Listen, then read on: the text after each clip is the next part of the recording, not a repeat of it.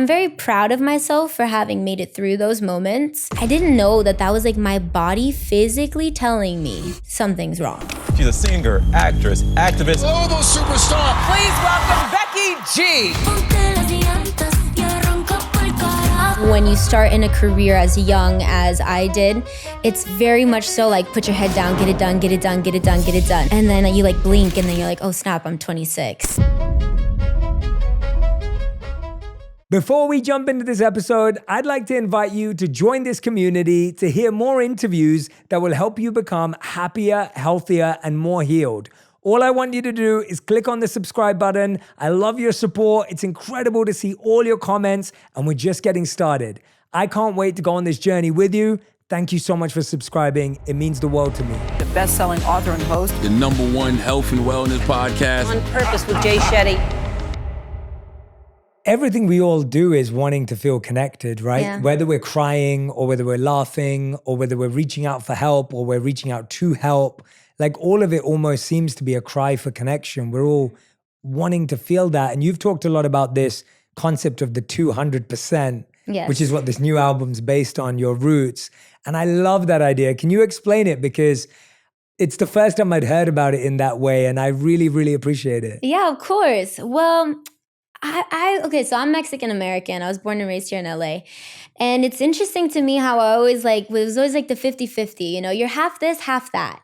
And I didn't like that. There was something about that never sat well with me. And I think it's because it made me feel like in order to be accepted here, I have to give up a part of myself. And in order to be accepted there, I have to give up a part of myself. And in reality, it's like I am who I am. I shouldn't have to give up any of who it is that is my true authentic being to be accepted somewhere, to fit into this space, this shape, right? That doesn't feel organic to me. That doesn't feel natural to me.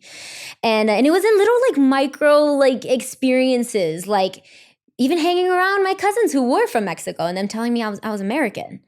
And I'm like, well, I guess technically, yeah, but I don't know. When I'm in America, they tell me that I'm Mexican. So which one am I? And there's this saying in Spanish, ni de aquí, ni de allá. You're not from here, you're not from there. And then I would respond to that. Entonces, ¿dónde me quedo? Well, in that case, where do I stay? Where do I belong? And so it's kind of rewriting that to say no, sí soy. I am from here and from there. Sí soy de aquí y de allá, And it's kind of what inspired the album Esquinas, because I am not this side or that side of the streets that raised me. I am the corner of two flags, two cultures, two languages, and I know I'm not the only one, not just within the Latin community even, but I'd say, I have so many friends who, I don't know do you feel like you have a 200% experience sometimes? Yeah. Well, I love that. That's why I love the way you put it. And even just now, the way you explained that is so beautiful and elegant. It really resonates with me. I love that idea about not having to be half of this and half of that. I actually experience it even more in the roles I've played in the world. And so I often say to people that I'm as much the monk mindset as I am the manager in my work, as I am the media person, as I am now a married person. All of that is me. I'm not one or the other, because I often get that where it's well, Jay, you used to be a monk and now you have companies and you're married and you're this and that. And I'm like, yeah, but the two things can coexist for me as an identity, because there's so much from that I love and relate to. And then there's so much from this that I love and relate to. And again, with being born in London, but my parents are originally from India, but then my mother's from Yemen. And so there's so many cross sections in my background. And then I'm someone who was born and raised in London, but now lives in LA. And so there's that intersection. And I love the idea of how we can all be so much more than what our passport says, or than what our job title says, or than what our bank balance says, or whatever it may be. We're all so much more. So I think by you saying that, and I love the idea of the street corner. Yeah. That's really cool, because and all the cool stuff happens on the corner, not on either side of the street anyway. Totally. And if you're from LA, that's where all the best fruit stands are and the best taco stands. Yeah. So, but it's the intersectionality. That's what it is. Exactly what it is. It's where all of these things meet, all the spaces in between, and I think that's there's so much beauty in it, but I think unfortunately there's, systems that make us think that they're wrong, but in reality, it's just an old programming that doesn't necessarily work anymore. And that's okay too, and I love what you said about letting, all the truths exist, because that's something that I think growing up, I felt society tells you had to think very black and white. And I'm like, life is in color for a reason. Like we should be seeing life in color. There's so much going on around us. And I like to think that, this vessel I'm very thankful for. I'm very thankful for the vessel that allows me to experience this life. But my spirit is so much bigger. My soul needs to expand, and the same way we can experience such beauty, we can experience pain. And there's all these like opposites of everything. And then it's the spaces in between that kind of just tie it all together. I love that there's purpose in that. How did you go about that journey of giving yourself permission to belong in both? It felt like I could only stay in that like uncomfortable position for so long. You're sleeping on a plane. Yes. And you're so tired, like you will fall asleep anyway. But then there's like that half hour that goes by where you wake up and you're like, my leg is dead and I can't feel my neck and it hurts. And this isn't good quality sleep. Like I can't wait until I get into my bed. Yeah. And I felt like I would feel that way sometimes. Like I could stay here for just a little bit, but it didn't feel very long lasting. And I think that there just comes a time where if you allow yourself to, and like you said, give yourself permission to even just explore what could be on the other side, to explore that maybe I don't want to sleep on the plane. Maybe I do want to sleep in my bed and I can't right now and that's okay, but I can't wait for the day, or the time that comes and look forward to it. And so I would always look forward to like the day that like I wouldn't be compared to like another artist that like literally looked nothing like me, spoke nothing like me. And I'd be like, I don't want to be them. I want to be Becky, And I was so young already feeling that way growing up in this industry. And it was those boxes, man. It was those boxes that just like, I knew I could check them. I knew I could check those boxes and make other people happy. But there came a point, I think, when I decided, honestly, to pursue singing Spanish music was that turning point for me. And it was because I was going to be facing my biggest fear, which was, okay, well, I am American and I've started a professional career singing music in English, but I've always repped my Latinidad. But now me singing in Spanish, I don't know if I'll be accepted there. And that was like really scary because the only real point of reference I had was the queen, Selena Quintanilla, who, unfortunately is no longer with us. And so I just remember being like, there's a scene in the movie where her dad says, you have to be more Mexican than the Mexicans and more American than the Americans. It's exhausting. and he says it like that too. It's exhausting. And I'm like, yeah, your girl's tired, man. I'm tired. Like, I just want to be who I am. And the truth is like, I think when you lean into the authenticity of just knowing like, I got to make myself happy. And this really does make me happy. There's got to be something on the other side of that. And little did I know I was going to be confronted with so many other, obstacles in Latin culture that totally didn't want me to succeed. The machismo that exists, the amount of times, the labels will say, girls don't sell tickets, they don't get played on the radio, all kinds of stuff. And I like to think, we're here, we're doing it. So there must be doing something right, Doing a lot right, I think. Doing a lot right. Tell me about that fear that you had in terms of like, I've started my career singing in English, now I'm moving over, will I be accepted? Yeah. And that fear is really displacing too, again, when you're like, I'm from here and I'm from there as well.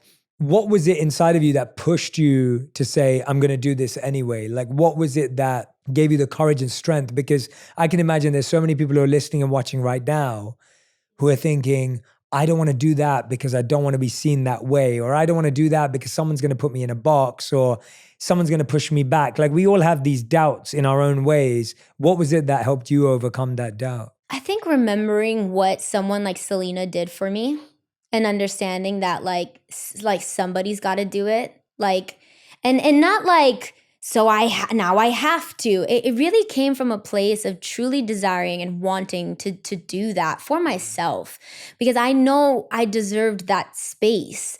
And the same way I believe I deserved that space, I believe there's so many other talented young women that deserve that space. And so, brick by brick. And if I only bring one brick to this bridge, that's fine, so be it. But we need it. There's a need for this. And I want to be a part of that. And I think that was really inspiring for me to be able to take agency in that way and know that there was a lot of naysayers that were not believing, but then also knowing the same way I was in that nurturing household where I was allowed to be different, we're going to keep building spaces like that. We need that in the systems that are, continuing, because they're not sustainable. Somebody's got to shake it up. And so, and I remember being a part of specifically the Latin industry at that time. And I think it was my intersectionality that made it kind of less intimidating for me, because I was I know what it's like to not be accepted here, because it happened on the other side. So there's nothing you can tell me here that I haven't already heard. Yeah. It's fascinating, isn't it? That when you're young, you're forced to fit in. And then as you get older, it's all about how do you stand out. Yep. And it doesn't make any sense because it's so counterintuitive. Your whole life you've been told, stand in line, do as they do as I say, and everyone's told to conform. And as you get older, it's well, how do you brand yourself? How do you market yourself? What's unique about you? But you've been told to hide all of it. Uniqueness, all right? Of it. You've been told to hide all of it. So it's almost like we're trying to figure out what that uniqueness is. I love your idea about, or the vision that you just painted for all of us of how we're all just laying another brick on the bridge. Yeah. That's such a beautiful way to think about it.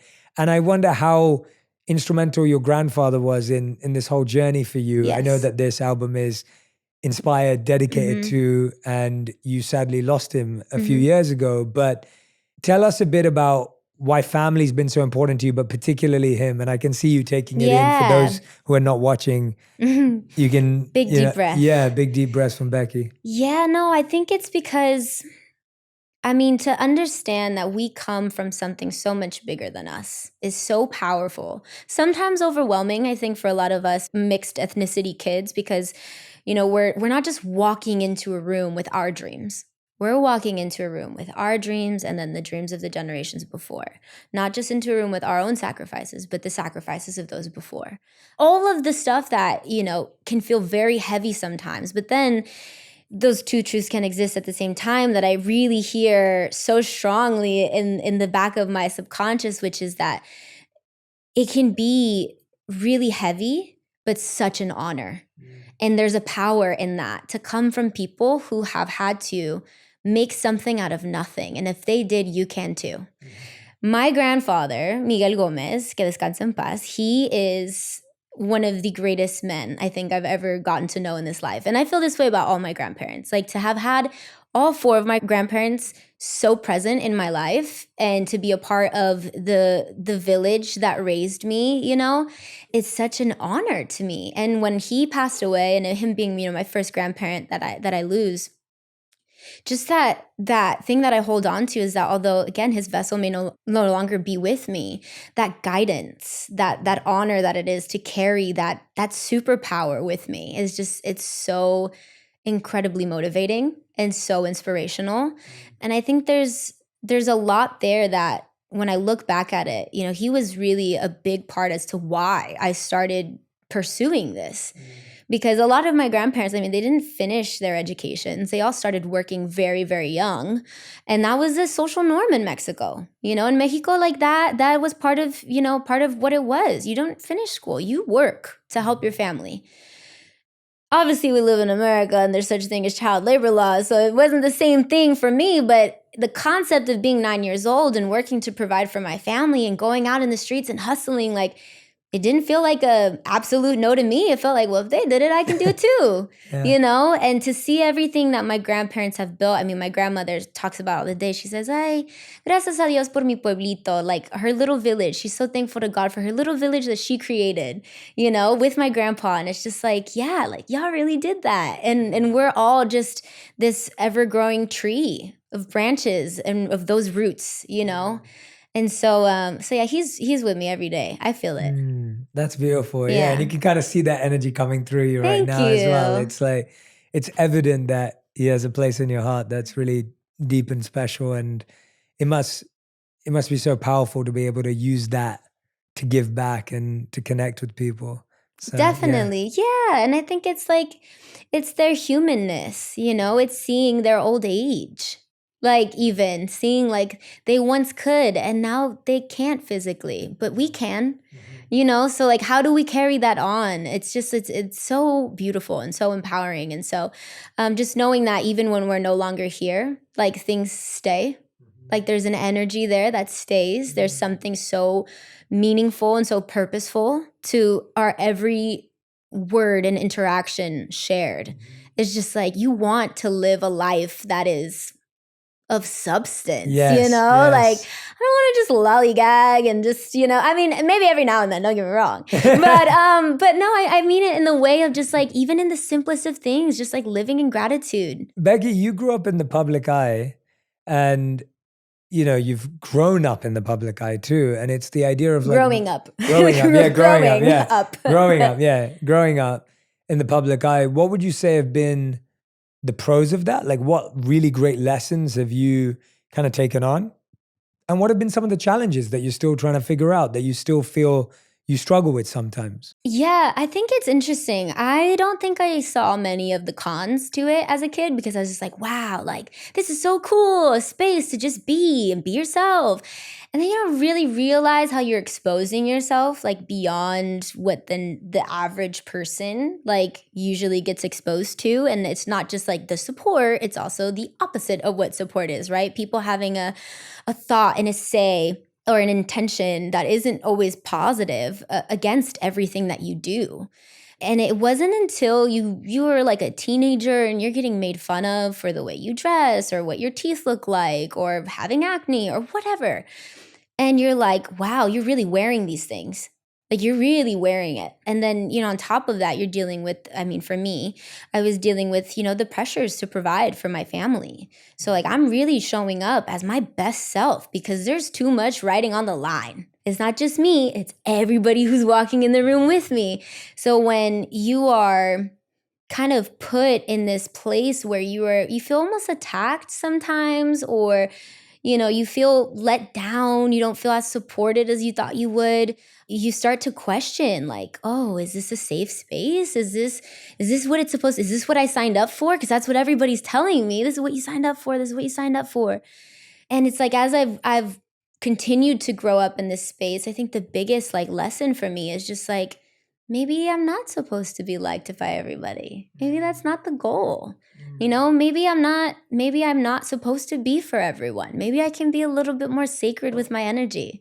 You know, maybe I don't have to be on social media 24/7, you know? Like maybe I can remember that there's a real world out there with real people, and quality connection matters, not the quantity of connections I make. And so I think that like for me, going from literal baby Becky, 14 years old, getting discovered on the internet, to the 26-year-old that is still figuring out how to practice those boundaries every single day. Yeah, it's like the biggest takeaway for me.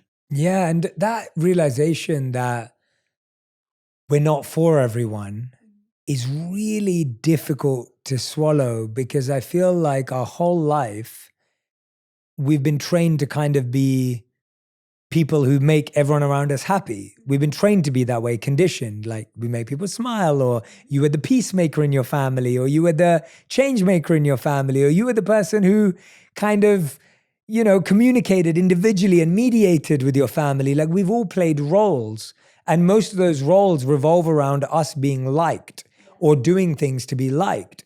And all of a sudden you grow up, and especially if you have a large public platform, and even if you don't have a large public platform, just growing up, you go to work and you have family. It's crazy to say that, because I was literally gonna interject right there to say you do not have to be someone with a platform like ours to know what this pressure is like today. Agreed. And that actually makes me so fearful for the future generations, because we are constantly comparing ourselves to everyone's greatest hits. And that is really, really hard to leave any room, any space for grace, for growth, because there's this fear of messing up, saying the wrong thing or whatever. And it's just like, that's actually part of learning. We have to leave room to learn. And I think it's also learning that we can be something different. I was thinking about this the other day, and I had a conversation with like a really close friend of mine about how it's wild to me that I've shared so much of my life on the internet since such a young age. And because I shared that, my favorite flavor of ice cream 7 years ago was chocolate, that someone can come across that today and be like, oh, she's a chocolate ice cream loving girly. And like, little do they know, like, I don't really like ice cream anymore. Like, I don't even have a favorite flavor. I actually prefer frozen yogurt, you know? Yeah. And there's like 7 years, but because someone can come across that, today it can be like, no, that's who she is. And unless it's documented, you can't tell me any different. Yeah. But it's like, I think it's leaving space that like, I can change my mind. I mean, I could love ice cream tomorrow, who knows, and that's totally possible. But on a deeper level, it's interesting. You were saying something, there's a book that I read called The Family on Bradshaw, and it really blew my mind about the rigid roles that we play in like family systems. And we find so much purpose in that, but then we get so attached to what that role is to forget that like we have to go out into the world and like learn more, like it terrifies me sometimes when I think about that, because I feel like I've lived so much life in my 26 years and I'm like, wait, there's more? You're telling me there's more? I should be inspired and excited at that idea. And a part of me is, but then there's another part of me that's absolutely terrified. And I think it's again, leaving room for those two truths to exist. Yeah. And usually when it's terrifying, I think it's because it's right for you. Yeah. You know what I mean? Like, it's supposed to be scary. Like, just at least just a little bit to like ignite that thing in you that really like catches your soul on fire and says, I was made for this, Yeah. And I'm so happy that I did it. Yeah. Yeah. How hard was it for you? You just talked about there where you're like, maybe I want to be someone who experiences the real world. Maybe I do want to switch off from social media, like as a public figure. And even in our friend circles, like I remember when I quit drinking alcohol. And when I went back to my friend group that was used to me drinking alcohol and being a certain person at the party, and now I don't, it was a complete switch. I didn't have a public platform. I wasn't known, but even in my group or my community, it was like, wait a minute, Jay, have you changed, right? Or when I stopped doing certain things or when I started doing certain things, we all go through these like identity deaths of who we were and who we wanted to be to who we are today. And when you're trying to make a transition, like not being as active on social media, or you're trying to make a transition of, I don't go to those places anymore, whatever it may be, I feel we all go through this moment of identity shifts. And it sounds like you've had to do that too. What has helped you make those as smooth as they can be? Or what has happened when you've made those shifts and what have you dealt with? I'm laughing because Jay, it's so not smooth. Like it's rough out. Yeah. It's so rough out here. It's very new for me. It is so new. I have lived more of my life this way than I have practicing, trying something new. But it makes me very proud of myself to know that I can look at myself every day in the mirror and say, I know it's going to be really hard and it's going to be challenging. And there's going to be things that trigger a response from you, maybe that is second nature. We are going to take time to process. We're going to add some filters in your process that are better for you, because there's better ways to deal with things. There's better ways than having to just like promote your pain. Somebody the other day, it was so funny, somebody the other day mentioned to me, like, what's up with all these young kids posting videos of themselves crying on the internet? And I said, first of all, that's really mean, because little do you know, maybe they're seeking for connection. And second of all, I've totally done that. Damn it. Oh, I'm guilty. I'm so guilty of it. But are there times where I wish I didn't? Absolutely. Because maybe not everybody needed to see that. I wanted to be seen so badly, but who am I seeking that from? Why am I seeking that from the world when maybe it's really within myself? And so that daily practice for me is still very new, but it's doing things differently. Willing to, what's that saying? You got to be willing to do something you've never done in order to get the result you've never had. right? And so if I want to be the healthiest version of myself, I have to be willing to look at my daily routines, the mental routines that I have, the spiritual routines that I have, the physical routines that I have, and really just be honest with myself. And am I setting myself up for success? You know, and there's been hard times. Like people very close to me would be like, B, we had this conversation. We've had this conversation. And they very lovingly hold space for me to come back around and be like, you're right. Yeah. You're so right. You know, but it's like just understanding that we are constantly always in process. Yeah. Yeah. Let's walk through some of those actually, because we love doing that on Purpose. You mentioned mental, spiritual, and physical routines. Let's talk about let's start with the mental routines. What are some daily routines or habits or practices that you've been working on? Okay, so shout out to my therapist because she taught me the three-legged Shout out table. to all therapists. I love therapists. All right. Me too. They're dope. They keep it real, that's for sure. But the three-legged table is the mind, body, soul. And if it's a table that needs to work, right, it needs to hold things on top of it. If one of the tables is a little wobbly or one of the tables, the legs break, it can't fulfill its purpose, right? What it's intended for. And so I am very much so a mind, body, soul kind of person. And I think for me, if we're starting with the mind, just like not being on my phone the first moments that I wake up in the morning, I didn't realize like how second nature it was. Like even just having like a separate alarm clock outside of my phone. Very new for me. Actually just started practicing that. I do a social media detox once a month. So like I'll literally delete the apps from my phone completely. And it's the best. How long? For how long? I do at least 7 days. Wow, every month? Consistently, yeah. Wow, that's so cool. Yeah, also very new, but it's working. Highly recommend. And I don't say these things to like knock anybody, because there's some people I know that can like very much so be on these platforms and like are so unfazed by it, and it's great for them. And I love that for them, but I know myself. Yeah. And I'm very, very sensitive. So kind of just practicing those things has been super helpful for me on the mental side. And then I would say on the spiritual side, meditating has done so much for me, like meditation and prayer. I think just believing and having faith in something that is greater than you is always helpful. You know, I think it's really hard to trust something that you can't see, that you can't physically feel or touch. But there's also something very magical when you tap into that. And there's been moments where my day will be so crazy. And it's just constantly trying to find time. How do we reset the mind? How do we reprogram?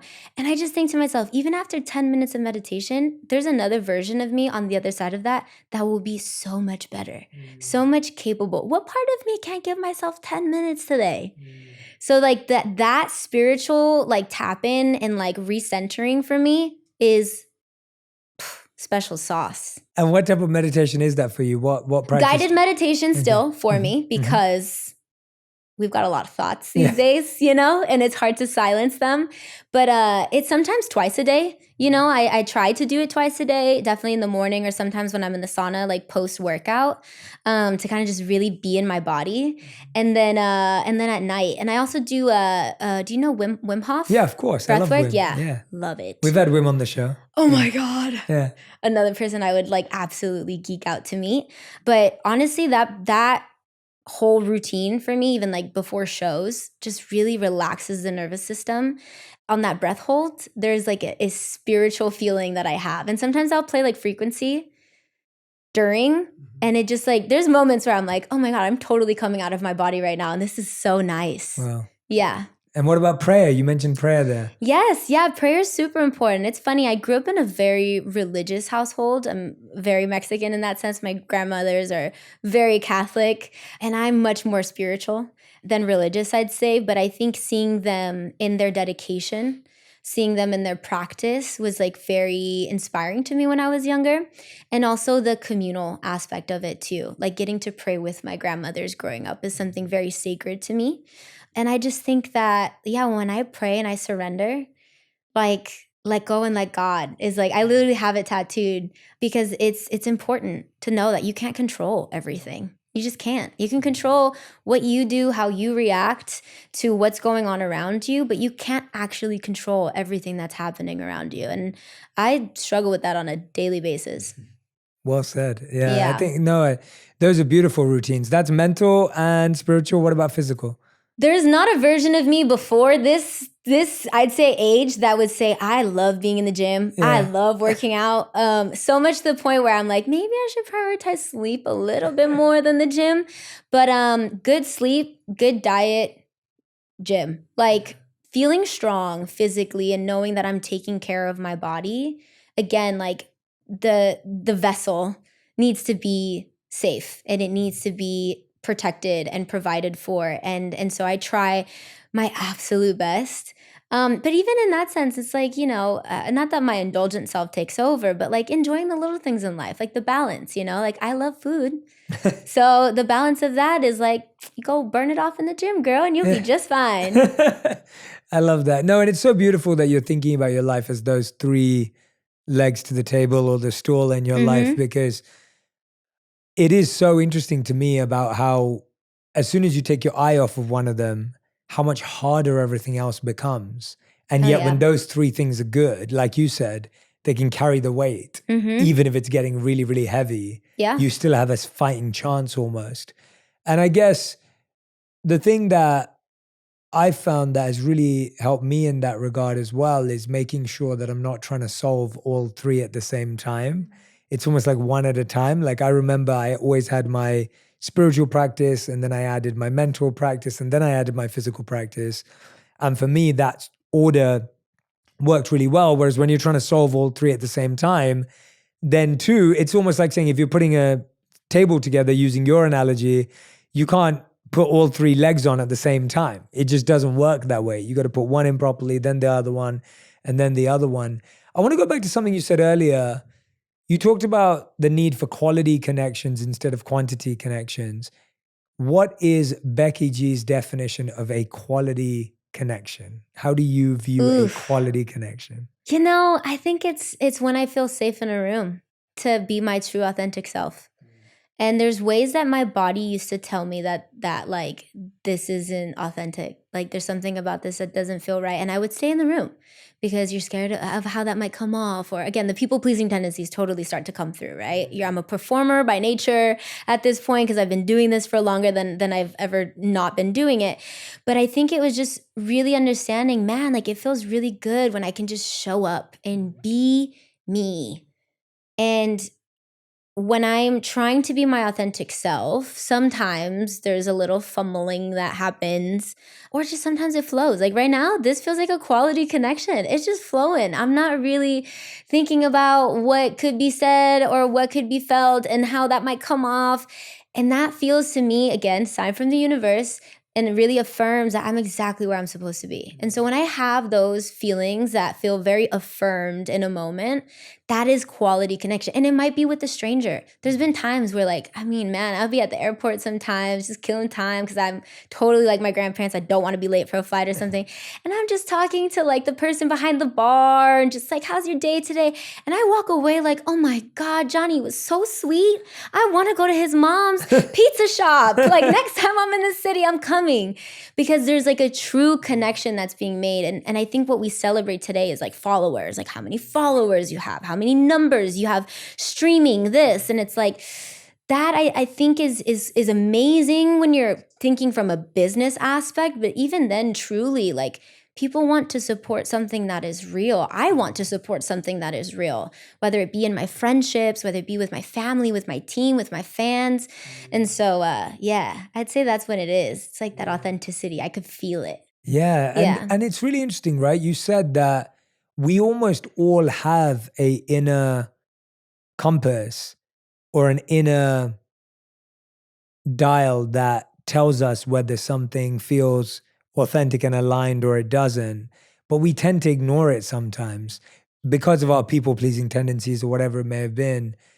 When is the time in your life where you feel like you've ignored it and it's misled you, or it's led you away from feeling how you feel now, where you feel safe in yourself? Yeah, I definitely feel so reflective on like certain career moments where it was very easy for me to let other people make decisions for me. And then when it wouldn't work, be like, oh, I should have said something, Oh, why didn't I say? Oh, but there wasn't enough time. There just wasn't enough time. And realizing like, man, I spent some key pivotal moments in my career feeling like I was being far more reactive to what was happening than like proactive and setting myself up to like fully be present, you know? And I look back at it and I'm like, I'm very proud of myself for having made it through those moments. But like there was moments where, and this is like even deeper on like the experiences I used to have with like anxiety and panic attacks, you know? I didn't know that that was like my body physically telling me something's wrong. Mm-hmm. Like you're not okay. Mm-hmm. But because you're scared to let other people down, you're scared of what other people might say, you push through anyways. And I realized like just because you can doesn't mean you should. And I think that that's one of my most valuable lessons for sure. Because there was, many moments before going onto a stage. And we're talking full-blown tears, can't breathe. If you've had a panic attack, you know the world is ending. And there's also this like subconscious part of you that's like, girl, breathe. Just breathe. You know what this is, you know? But your nervous system can't tell the difference between like the mental bear and the real bear that's in the room. And there's no bears in the room. So like chillax, it's okay, you know? But yeah, just being really young and in really high stress situations, like, you know, you're everybody's boss, but technically everybody's older than you. And it's just such an interesting dynamic to have grown up in. And so I think that that has been the most valuable lesson for me up until this point, you know, just like, yeah, just because you can doesn't mean you should. Yeah, that's good advice. Yeah. Well said. When you were talking about people pleasing there, and that naturally happens in environments where, like you said, even though you're the boss, everyone's older than you, it's natural to want to please our elders in the same ways we try to please our parents and our family. And I know you've worked a lot on therapy, and that's an area of your life you've invested in deeply. How is therapy, or what work have you done in therapy that's helped you identify your people-pleasing tendencies and allowed you to start reframing and reshaping them?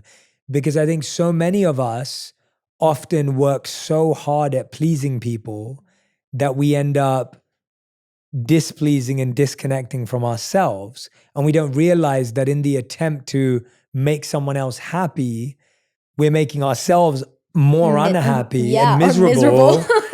Yes. And the other person's not happy either, because they can tell that it's not coming from an authentic, genuine place. It's just coming from a place of like, I don't want to cause any trouble. So what's some of the work that you've done, or what's some of the lessons that you've been able to illuminate about your triggers and where they come from, and reframing how to move away from people pleasing? Yeah, well, like I said, it's definitely like a daily practice for me. But I think a lot of the I would say like the first 2 years of therapy for me were very reactive to what was happening in real time.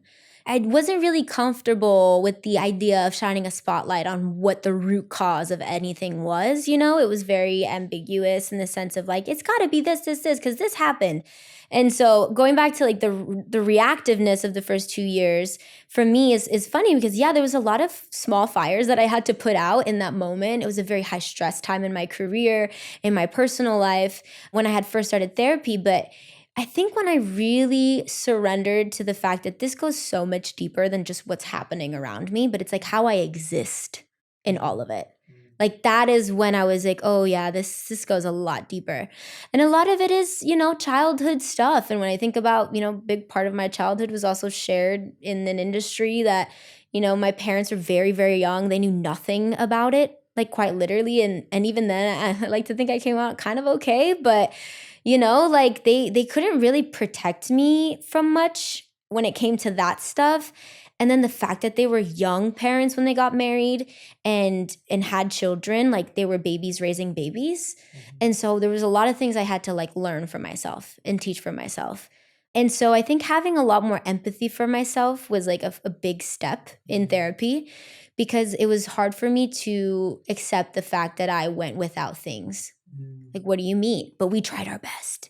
But we did what we had to do. I did what I had to do. There was just so much resistance to the fact that I still didn't get what I really needed. And so I think when you can just come from that space of empathy and compassion for yourself, that like everybody really was trying. You really were trying. and it still came out a little short. But hey, it's not too late. Like, you can still learn. You can still learn, you know? And that was like, I would say, yeah, third year of therapy. And that's crazy because you're right, it's an investment. And even then, I mean, some of the types of work that I do, you know, I think when you take inventory on your life, you know, like really taking inventory on what your relationships with the people around you in your life look like and felt like from the moment you were born till this current day, inventory on memories, you know, experiences that you've had and your recollections of them. And then also kind of revisiting those with those people and being like, hey, what was your experience like in this? You know, it's the trippiest thing for me and my siblings because I'm like, we that us had the same parents, grew up with the same four walls around us, and we're all so different. Yeah. And we all process so different, right? So going back to an even the deeper level of compassion and empathy, holding space for each other in that way, so beautiful. Yeah. We didn't get to really doing that until we went into family therapy together. So thankful for the resource and opportunity to do that because there's a lot of times where I'm like, man, like things could have gone one or another way and we kept choosing, you know, family. And we got to a point where like choosing family, this ride or die mentality of like, oh, you know, it's like, why do we have to ride or die? Why can't we just be, you know, like nobody's going to ask that question. And I was the big sister who was like, you know, parentified. So I was like, I'm their parent. And they're like, we just want you to be our big sister. We don't need you to be our mom or our dad. And I'm like, what do you mean? I have to be. It was like all those rigid roles and stuff. So taking inventory was super helpful for me. Gave me so much perspective. And then recently I started doing like parts work, which we're talking about all the parts, you know, like, oh, there's a part of me that's still a child. I'm still freaking afraid of the dark. The amount of times I travel and I'm alone in my hotel room and I'm like, I'm going to sleep with the TV on just so it feels like somebody's here because it's a little scary in here. Yeah. That's a part of me, you know, that's a part of me that's still trying to figure things out. It still feels a little lonely. That still feels a little lost. There's the boss part of me that feels super empowered and feels like such a visionary over the career that I've built for myself and excited to like continue to attack these like parts of the industry that quite literally need to just be broken down, you know? So more of me can get in there. When I say more of me, I mean other powerful women who have, you know, so much talent and so much just to offer in these spaces. Yeah, it's beautiful. I love the parts work. Yeah, no, and it's so beautiful to hear someone talk about it so thoroughly and thoughtfully. And I think when you can articulate something effectively, it means you're more likely to be able to process it up here. Yeah. Right? When you can actually... The feeling part, though, that's the other part. Because I learned this from myself. It's like, Becky, you're really good at intellectualizing your feelings, but do you feel them? Cue the tears. Like I, on purpose, sometimes have to like get myself to that space to release. Because the body keeps count. The body keeps score of all of what you go through. So you can be like, yeah, I was really stressed. If you don't allow your body to feel it somatically, like that's the other thing that for me, I think I find myself like that was the manifestation of the panic attacks and things like that. Like, oh, right, anxiety, depression, they're not the diagnosis. They're the result of. That was like, whoa, big knowledge for me. Because I was like, oh yeah, I just have anxiety and depression. It's normal. Like I just have panic attacks all the time. Like, no. Your body is telling you something. You are processing something that you aren't letting your body feel, you know?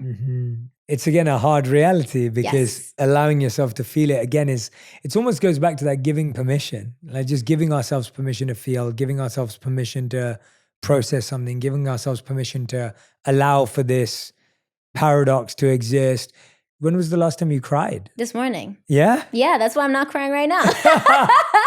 No, truly, truthfully speaking, it was this morning.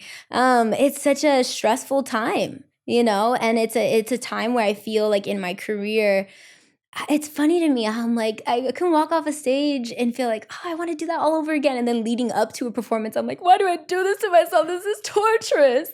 And I like to think that I always regret not working out. I never regret the workout. And so I try to think about that way in my life. Like, I gotta do hard things. I was designed to do hard things, you know? But even then, acknowledging that it's hard is super important, because then you can have that compassion and empathy for yourself. But if you don't acknowledge that it can be very challenging, you're not going to leave any room for that compassion and that empathy that you need to have for yourself in order to do those hard things. And so, yeah, your girl was crying. It was a full moon. It was all kinds of things, but it was good. It was a good cry. Like, it's not always like a sad cry. Sometimes it's like a release, like a sense of relief, you know? Yeah. It's really interesting that if someone's natural reaction to something was to laugh, we'd see that as normal. But when someone's natural reaction to something is to cry, we see that as wrong. Yep. Or it's like, stop crying, everything will be okay. We'd never say to someone, stop laughing, everything will be okay, right? Or everything is okay. Like, it's really interesting to me which emotions we allow for in society and which emotions we try and block others and ourselves from having. And I find that the more we try and stop others from having a certain emotion, it's usually because we block that in ourselves for a long, long time. And I love that you cried this morning and that was a release for you and it was helpful for you and it's powerful. Yeah, I think it's, and I'm so glad you shared that with us today as well, because at the moment we're experiencing a really vibrant, abundant with your frequency. And the interesting thing is, when you were crying, you were still vibrant and abundant. Like, we shouldn't see that as not that, right? Just because it looks different. Yeah, definitely. And I think it's like, it goes back to like those core emotions, you know, really understanding, like, again, what are the symptoms of those core emotions? And when I'm feeling this anxiety, when I'm feeling, is it coming from a place of fear? And do I just need to talk about it? Or am I experiencing such great joy that my body really doesn't know how to receive this right now? You know, or am I experiencing both? Because there's two things going on at the same time. And I think it's doing that check-in with yourself that's super important, making time for it. You know, like, I genuinely made time to cry today. And I'm very proud that I did that, because I would be crying right now, which would have been totally fine as well. But I think it's also such a sacred practice for me, not crying, but just checking in with myself, that to be able to know how to do that and support myself in that way, instead of seeking it again in a space of validation when it feels too late and more reactive, or from people who maybe don't know how to do that for me. It feels empowering to know, oh, I got me. I always got me, you know? Oh, I mean, if we could all just feel like I've always got me. And we don't all the time. Yeah. Like I said, it's a daily practice to make that effort, and even then I fall short. You know, I've fallen short even for friends and family members of mine. And I think that's when our human really shows, you know, like, there's that window of tolerance and we can try to expand it as much as possible, but it's still a window, you know, like, it's still a window. And some days it's this big and some days it could be this big. And so it's just like acknowledging and then expressing that too, just letting everybody know, hey, my window's really small today. It's Becky size. Or sometimes it's just like, yo, my window's big. We could fit a whole house through that thing, you know? Everybody come on in. Yeah. It's nice to just be able to vibe check like that. Yeah, and that's that daily, as you used the word inventory, that daily check-in of like, where am I at? How am I feeling? What can I offer? Is today a internal day or an external day? Like, I do that all the time too. There are certain days where I can literally be there for anyone and everyone, and I am this outward person. And then there are days where I just want to be alone and be in silence and stillness, and being able to accept that they're both one and the same thing. Yes. That one is not a better expression of me and one is not a worse expression of me. Yes. I think we still live in this world of what's right and wrong and better Good, or bad. worse, Yes. good or bad. Oh, I can't. That's what I mean about the black and white thinking Yeah. that I was talking about earlier. And what's that story? There's a story about the man, and he says, "Well, we'll just have to wait and see." Basically, I'm totally. I think I know not, what you're talking about. Yes, It's about he's like a father and his son, and this thing happens, and then they're like, "Oh, I'm so sorry," and he's like, "Well, we'll see. You know, we'll see." And it actually, you know, there's so many things that you think are a bad thing, right? "Quote unquote" bad thing that are happening, but in reality it's a good thing. And then maybe it turns out to not be a good thing. And you just never know, you know? But I like to think that everything happens for you, not to you. Mm-hmm. Like that is my mojo these days. Everything is happening for me, not to me. And it's interesting how you're the way you exist in those spaces will actually shift because you realize, oh, this is in my favor. I'm supposed to learn something from this, you know, I'm supposed to like gain something from this. And that's why the whole concept of failure and success, like navigating this industry since such a young age, there's songs of mine that I love that I thought deserved to be the #1 song. And they're probably like the lowest streaming, whatever, you know, but it's like what it means to me is a win. Like that is a success to me. That's not a failure, you know? And so it's like redefining what success means to you, redefining what greatness is. It's redefining what all of the stuff that life has to offer and saying, no, this is happening for me, not to me, for me. And I just think it's so, yeah. Yeah, for anyone who's wondering, the story that Becky was referring to, which Please she just tell it. encapsulated in that point, it's a beautiful Zen story about a man and his son, and the man buys his son a horse. Or actually his son finds a horse, I believe, and comes home riding this beautiful horse. And all the villagers are like, wow, this is amazing. Like he's just so incredible that he could tame this wild horse and now he's riding it and look how elegant it is. And the father says, good thing, bad thing, who knows? Or maybe let's see. And then the next thing that happens is that the son's riding the horse and then he gets thrown off the horse. And when he gets thrown off the horse, his leg gets fractured and he has to have an operation and surgery and whatever else. And everyone in the village is like, oh my God, this is the worst thing that's ever happened. Oh no, oh no, oh no. And the man says, good thing, bad thing, who knows? Or maybe let's see.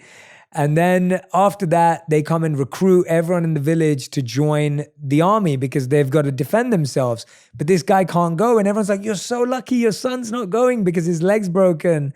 All of our sons have gone. We're going to miss them. And the man says, good thing, bad thing, who knows? Or maybe let's see. And it continues that way.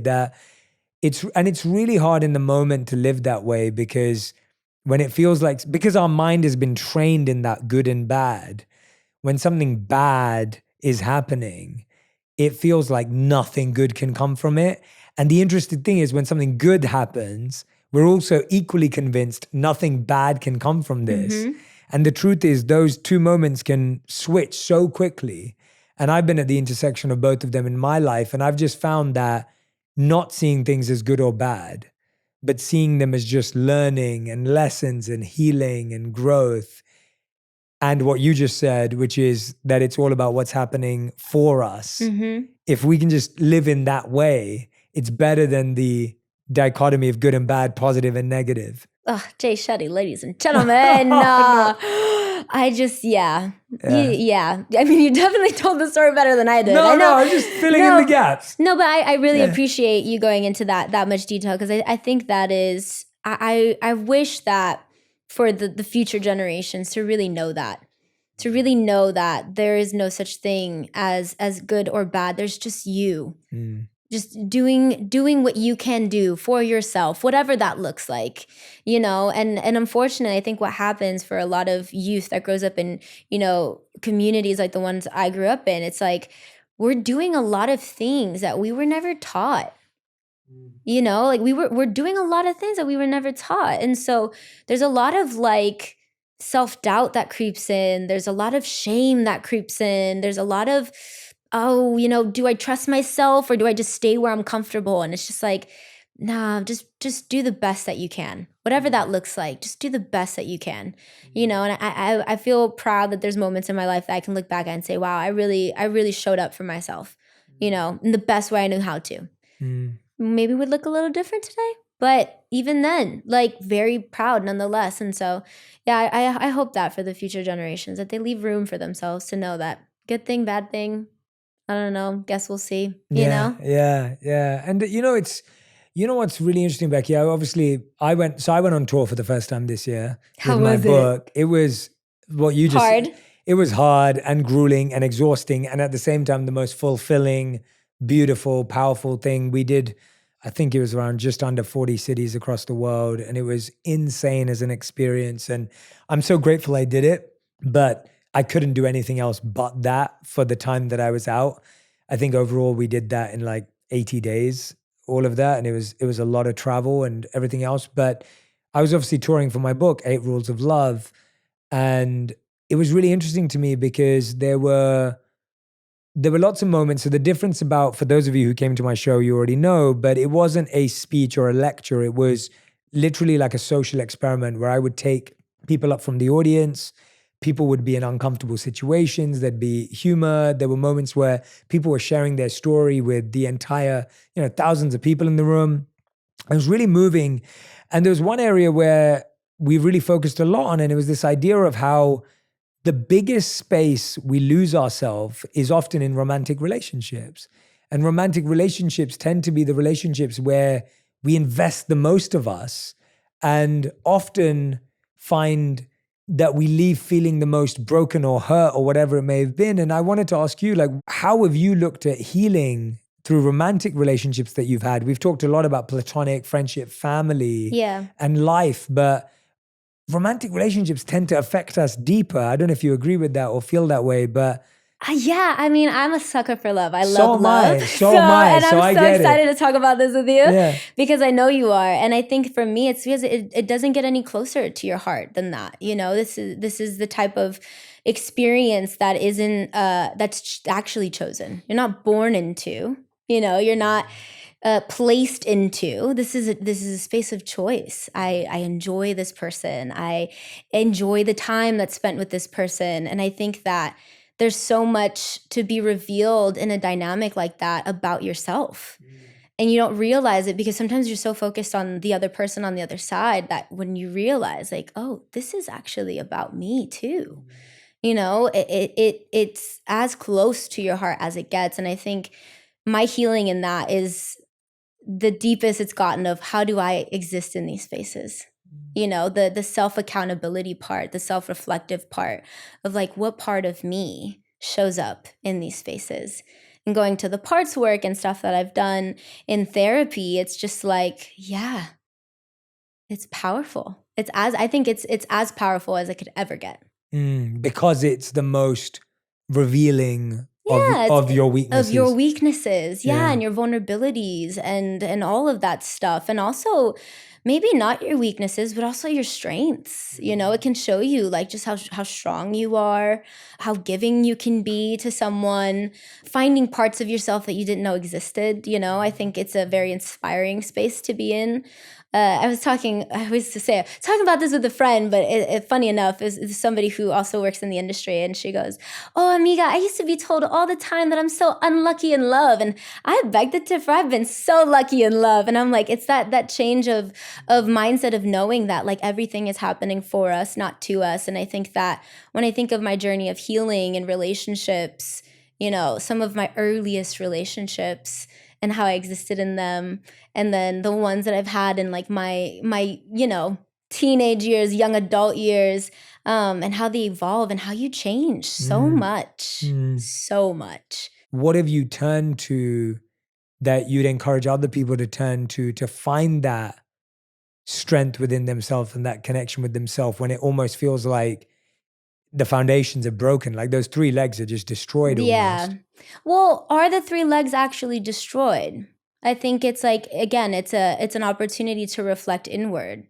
What is real, what is not real? And going back to like what's happening in the real world versus what's happening on social media, it's not always reflective of the same thing, and one's experience in something can be so different than someone else's, but leaving room for yours is super important. And then also being selective in who you share that with, because it is such a sacred thing, and I think that's been one of the most revealing things for me in this, chapter of my life is like, who do I share with everything? Who do I share with? Who deserves to be in these spaces with me? In my pain, in my peak, in my process, all of those things. Like I deserve to have filters.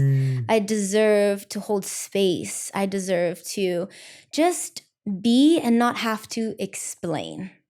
And I think being a person who's grown up on social media, there has been so many times in my life where I've just been like, no, but I just, and then what you say, how you say it, who said it, always gets mixed up, always gets used against you in some shape or form. And I think for me, it's just like, no, I'm good. because all my 3 legs they're good. They've been solidified, they're being catered to, they're being taken care of.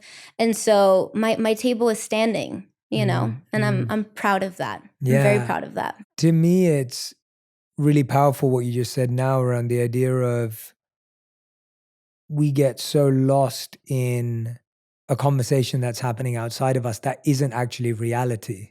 And so almost we're looking at the wrong things, we're arguing about the wrong things, we're internally having a debate about something that isn't the thing. Yep. I actually had a friend I was talking to a week ago, and we were discussing, he's been going through some stuff, and there was someone in his life that he had some rightful animosity towards, right? Like it would be okay for him to feel this certain way about it.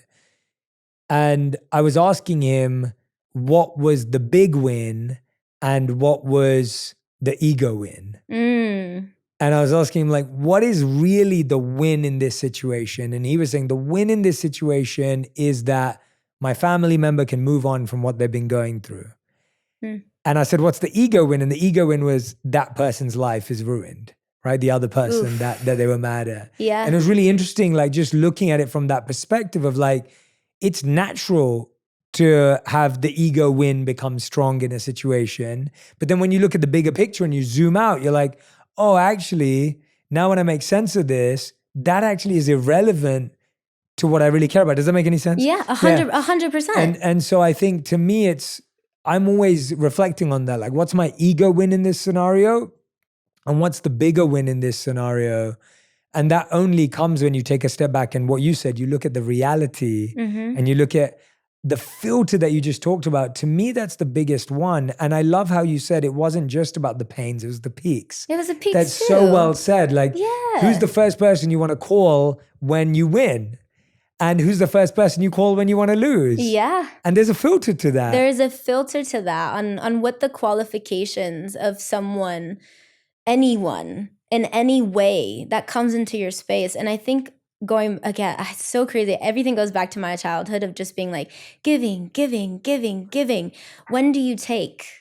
And not take just to take. I mean, like receive.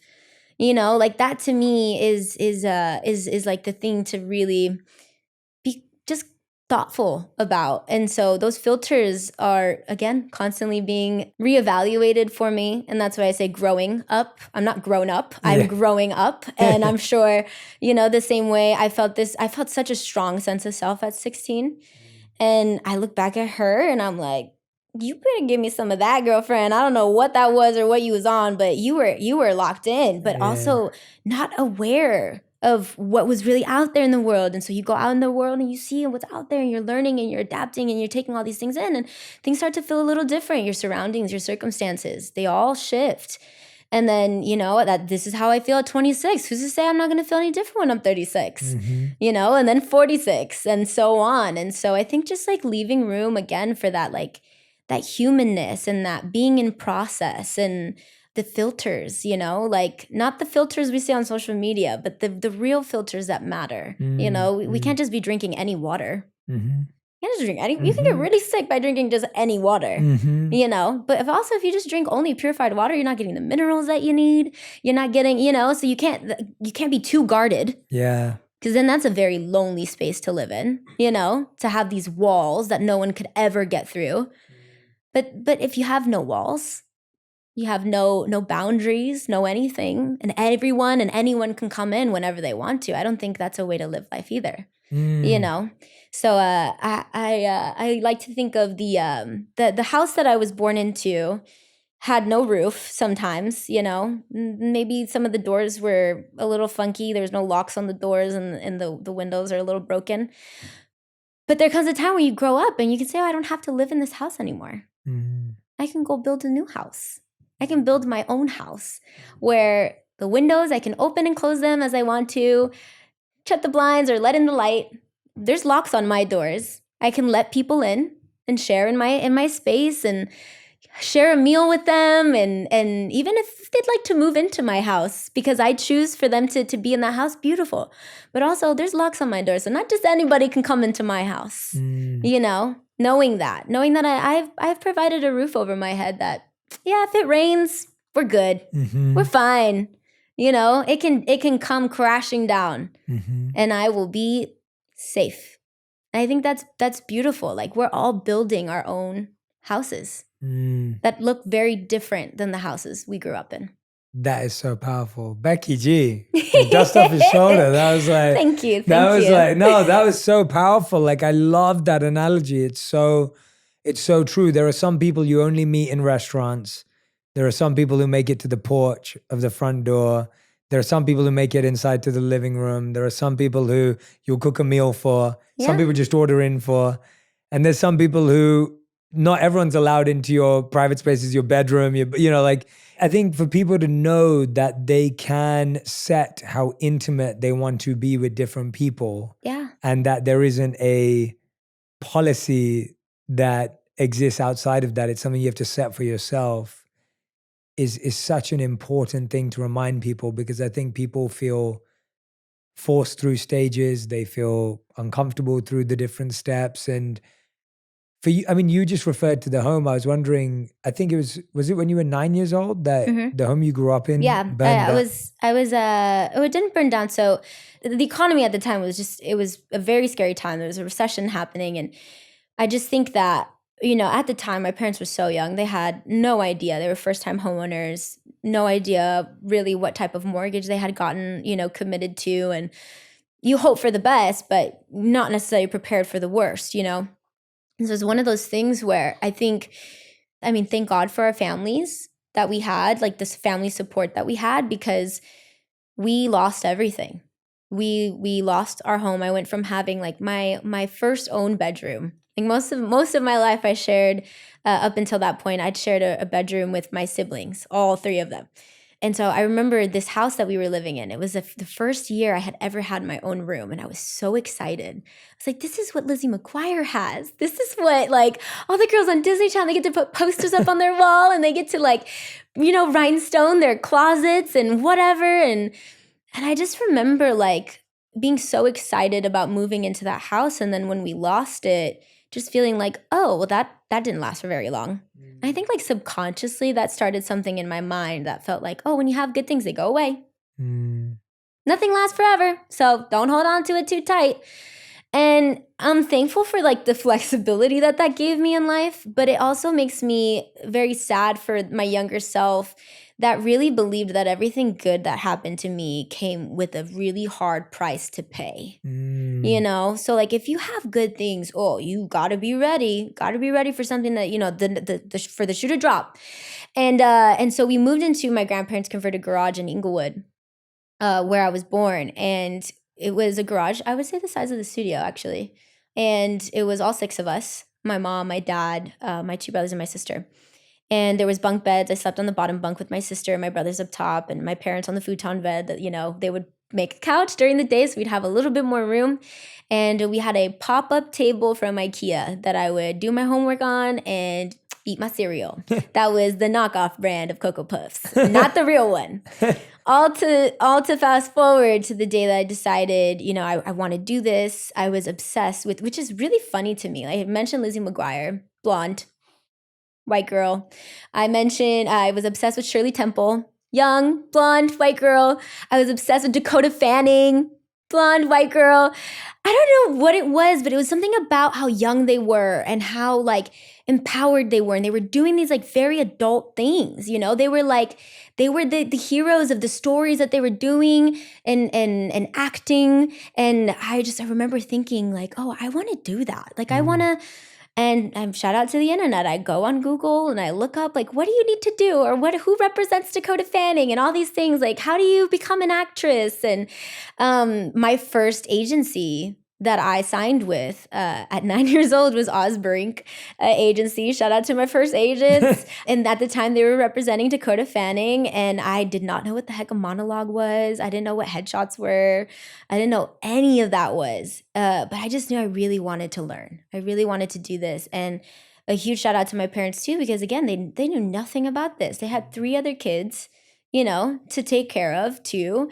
And the drive from Inglewood to Hollywood is, you know, with traffic especially, is not very close. No. LA County's big, but they really supported me through that. And I have like a little, like I printed out a little contract to my parents and I said, give me 6 months. Just 6 months. And if 9 years nothing, old. yeah, if nothing happens, then like, okay, like, you know, that's fine. Like, I'll leave you alone. We'll pretend this never happened. Or we can renegotiate our terms. You know, we can renegotiate our terms after 6 months if all goes well. And yeah, going back to just like that instinct, that agency, that empowerment that I felt to just like, to do this thing that no one in my family had ever done. Like, there was really no point of reference. And I'm glad I did it because I look back at the garage, which is like still a real place where my family still lives. You know, there's a lot of things up there. My grandma has a couple of like little shrine things of like, oh, you know, I'm like, Grandma, this isn't a museum. You know, like, there's people walking by the house and they're like, is this the house that Becky lived in? My grandma's like, absolutely. I'm like, no. Very sacred space. But yeah, it's like, it's crazy to like look back at and think like, this is, you know, this is where it all started. That fire within me that felt like, no, I can really do this. Like, let's try this. That's so spectacular. That's Yeah. special. That's special how so many big dreams start from so many small places and small places within us too. Yep. And I was going to ask you that, like, how have you, now that you're building this new home that has windows that work and has doors that have locks, what's changed about how you decide and define how someone gets to get closer to you and connected to you? Like, what has changed? What has evolved? What have you learned growing up about who you allow close? Yeah, I think it's like, again, it comes back to knowing not anything has to be concrete. You know, you can vibe with people, you can enjoy beautiful moments with people, and then the moment that something doesn't feel right, you can speak to that. And everything is always, to me, always owed a conversation. You know, I've had friendships in my life that, just in all honesty, I outgrew, and there's all love, and it was a conversation. And it's sometimes that simple, but I think it's just like leaving room for that growth. Just like, it's gonna change. That's the point. Like, we grow, like we change. Going back to the ice cream, 7 years ago it was chocolate. Today it's frozen yogurt. You I'm know? still hurt by that because I love chocolate. I'll give broken. it a try I'm broken. But you know, like your literal, like even your physical body changes. Why wouldn't our minds and our hearts also expand and change in those ways too? You know, so I think it's like, and it's not just in the way that I hope to be received by other people, but it's also like, or like how I hold space for other people. It's also like being around people who hold that same space for me. You know, like I think understanding that these are like mutual spaces, right? Like it's empowering when you're like, oh, this is a choice. Yeah. Like, I get to choose to be here. Yeah. You got to choose to be here. Like, and we're here together. Like, that to me has been the most beautiful part of my like evolution and healing. Is like, man, like when I go on tour, my fans buy their tickets because they chose to be there. Yeah. Like, you know, the same way I chose to walk onto that stage. Like, let's not rob ourselves of that like empowerment, that agency that we have over our lives to decide, to choose what's good for you, what's best for you, what motivates you, what inspires you. And that can be the bad things. That could be the hard things. That could be because there's no such thing as good, bad, whatever, you know? It just is. You know, when I'm speaking to you, and I love this, and I love it when I get to experience it in someone because I think it's quite rare. But you just have such a like strong spirit of just like positivity, mindset. Like, obviously you're working on all of these things as we've been talking about today, and I love seeing it be so tough in someone. I'm not saying that, of course, like you said, you cried this morning. Like that, I'm not saying not so tough. I'm not saying without. I'm actually more tough. I'm not saying tough in the sense that there isn't any pain or stress, of course. To me, the display of to yourself of pain is even tougher, to be able to admit to yourself that, hey, I'm working on this stuff. How have you stayed so open to that mindset of trust and forgiveness for yourself and others when it almost seems like there's so many reasons to not be that way, Yeah. if that makes sense. Well, I think it's just going back to like it makes it easier for our human mind to see things in black and white, right? It makes our life easier, but actually it doesn't. I feel like it cuts us short from the experience that we're supposed to have.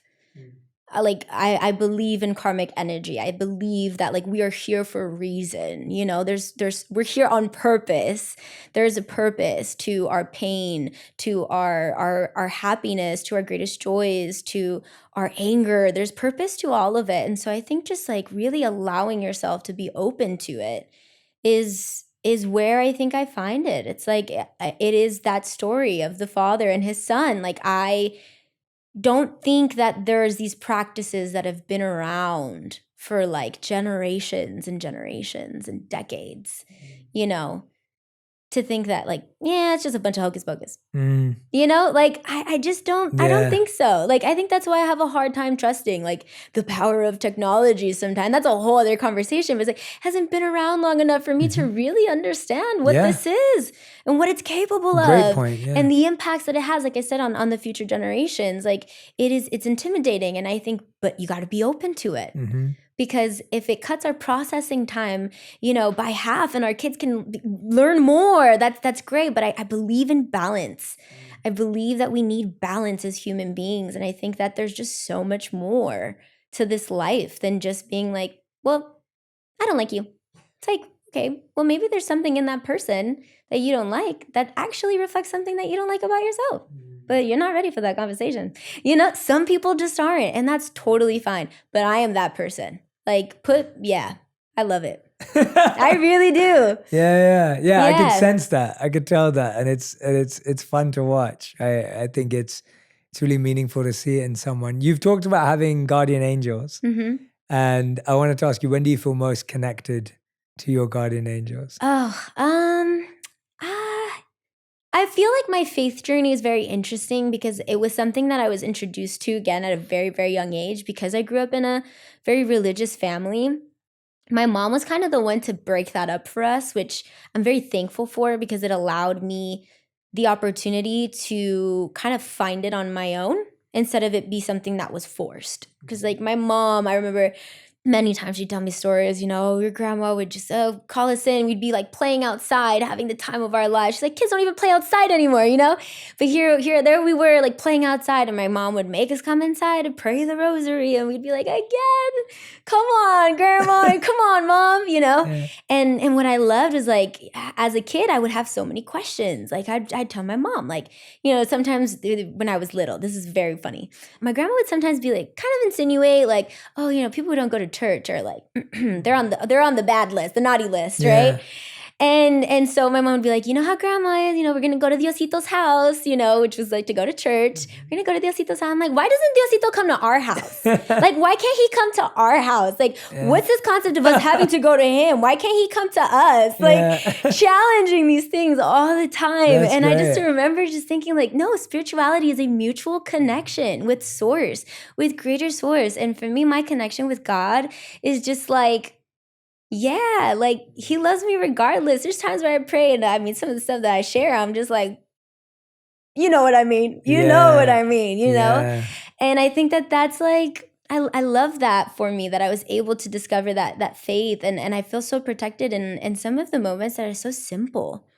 You know, I mean, not just like in my moments of deep like confusion or like pain when I am challenged to like surrender that control, right? When I say I practice let go, let God, but even just like when I'm by myself in my house, like making my coffee and I'm playing like, I don't know, a certain song will come on like on my playlist and I'm just like, that's my grandpa. I know it. Like I know it, you know, or today, a big thing for me is dragonflies. I have a dragonfly tattoo. And they definitely represent something very significant for me. And I mean, for months now, on the way here, dragonflies. I was like, beautiful. Everything's gonna be fine. I love We're chilling. That.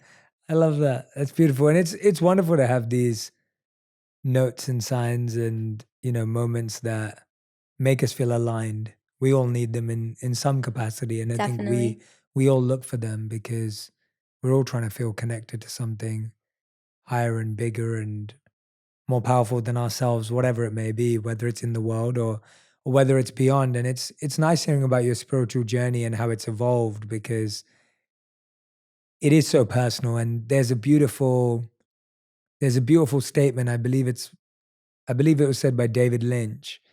And he said that prayer is you talking to God and meditation is God talking to you. Mm-hmm. And I've always loved that idea of God, universe, whatever you call it. But the idea that prayer is when you're speaking and meditation is when you're listening. Yes. And that communication is mutual. As you said, it's this Mm-hmm. two-way connection. It's not a one way as it's often portrayed or comes across. And I really find that as well, that sometimes my job is to stop talking and just to listen. Yep. And so often we're just talking too much or trying to figure it all out or problem solving. And that listening ability is so lost in the art of communication. 100%. Yeah. Yeah, it's that's why I said, everything is always a conversation. I think that's how we should look at even things that can't talk back to me. My dogs that live in my mom's house, all of that. I love them so much. There is a mutual love. They can't necessarily talk back to me, but I listen. I take the time to like connect with them, But I think it's about being that type of, intentional type of person, I guess, when you're having these daily practices. And that's why I think when I like meditate, like there was like a shift. Instead of saying like, what do I want? What do I feel right now? It's like, what do you want? Like it's serve. You have to ask your subconscious. You have to bring parts of yourself forward, to really receive what that is, because our psyche's like, it's crazy. There's certain things that I've unpacked in therapy. I was like, oh, I didn't even remember that happened, like, and it's because our minds are very powerful. Our minds were designed to protect us, right? Like our human body wants to survive and avoid death at all costs, but our spirit needs death. Our spirit needs death. The thing of giving up something to then have a rebirth of something else, to gain something else, like you have to be willing to do that, like there's so many parts of myself that I think, I have kind of like resolved with, and it's beautiful to look back at. Like that's skin that I needed to shed. That's a beautiful thing. But there's like, parts in that probably people I grew up with, people that knew me to be a certain way that was more beneficial for them, would probably be like, she changed. Yeah. Like, no, I did. I actually did. I did change, and that, I don't think that's a bad thing. So it's funny how, spirit can need something different than like what our body is like designed for. And you're like, no, it's not the literal thing. It's the shedding, it's the shedding that needs to happen. Yeah. Becky, it's been such a joy talking to you today. And I'm so Thank glad that you. we've finally connected in this way. And we've got to share your abundant, energetic spirit with everyone through Thank you this so much. episode. And I'm hoping that everyone who listens to it can kind of, walk away feeling that positive energy through your voice, through your energy into them as well, because I really feel like it's come across for me Thank too. you. Like you just have this spark, and I'm hoping that everyone today got to feel a bit of it. But we end every On Purpose episode with our final 5, which is a question that has to be answered in 1 word to 1 sentence maximum. So Becky G, these are your final 5. The first question is, what is the best advice you've ever heard or received? You miss 100% of the shots you never take. I think that's 1 sentence, right? Yeah, that's good. Just want to make sure. I was like, it's supposed to really be 1 word. That works. No. 1 word to 1 sentence is fine. Question number 2, what is the worst advice you've ever heard or received? I don't know. I'm that positive Patty. I'm like, even those negative things, they're a positive thing. I would say just make sure you really think about it. It's like, no, you could overthink it. Yeah, That's what I would say. Just make sure you really think about it. Really think about what you're saying. Yeah. Or really think about, what it is that you're asking for. Yeah. No. I trust my gut. I would say probably that's the worst advice. You should really think about that. Yeah, got it. Question number 3. What is something you're currently trying to unlearn? Definitely people pleasing. What's the hardest part about giving it up? it's just second nature. You don't even realize like how you practice that on a daily basis, you know? Like I said, growing up in this industry, just I feel like there's a lot of child stars that are set up to not be very successful as adults who are trying to take agency over their own life. And so just knowing that like your feelings matter, how you feel matters. And also not everybody needs to participate in that. Mm-hmm.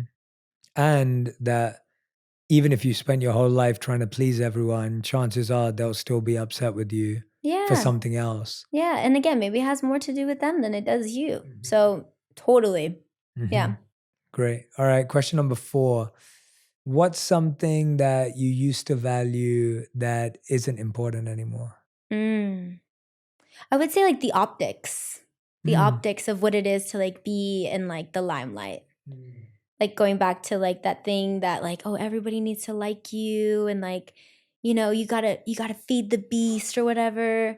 I don't think I really value that anymore. I value like my personal peace more than anything else. I like that. Yeah. Beautiful. 5th and final question. If you could create one law that everyone in the world had to follow, what would it be? Oh, that everybody practiced and had access to some form of therapy. Yeah, I'd love to be able to help that happen too. Yes. Yeah, the access to resource I think is very crucial. But I think I would make that like immediate. Like starting today. Yeah. Sign on the dotted line. Like Yeah. I think we all deserve safe spaces. I don't think we have enough of them. Well said. Becky G, everyone. Thank you so much, Thank Becky, for you. having so much presence, openness, vulnerability with us here today. And everyone who's been listening or watching, make sure you tag me and Becky with your favorite moments. I love seeing what stuck with you, maybe what's helped you, maybe something you're going to pass on to a friend because you know they need to hear it. I know Becky and I would love to see that. Please make sure you do that. And Becky, thank you so much. I can't wait for everyone to go and Thank stream you. Esquinas right now. It's available. If you're listening right now, you can go stream right now. So go to everywhere you listen to music and go and listen in. But thank you so much, Becky. Such a Thank you. I pleasure. really appreciate you so much. Thank you so much. If you love this episode, you'll really enjoy my episode with Selena Gomez on befriending your inner critic and how to speak to yourself with more compassion. My fears are only going to continue to show me what I'm capable of. The more that I face my fears, the more that I feel I'm gaining strength, I'm gaining wisdom, and I just want to keep doing that.